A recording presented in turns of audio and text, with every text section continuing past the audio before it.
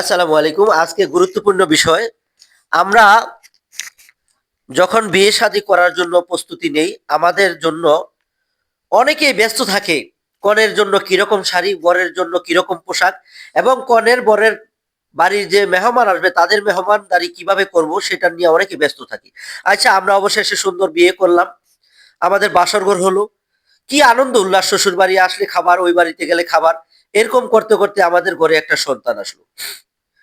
এই সন্তান আসার পরে দিয়ে আবার আমরা এই সন্তানকে লালন পালন করার জন্য পাগল হয়ে গেলাম। সুশিক্ষায় শিক্ষিত করব, পাগল হয়ে গেলাম। এমনি করিয়া তাকে প্রফেসর বানাইলাম, তাকে আবার দেখে আমাদের মতো করে শান শৌকত দিয়ে তাকে বিয়ে করাইলাম। বিয়ে করানোর পরে দেখা যায় তাদের কোনো সন্তান আসলো। ওই সন্তানকে আবার সুশিক্ষিত করার জন্য চেষ্টা। অবশেষে দেখা গেল আমি আর আপনি হয়ে গেলাম বুড়া আর বুড়ি।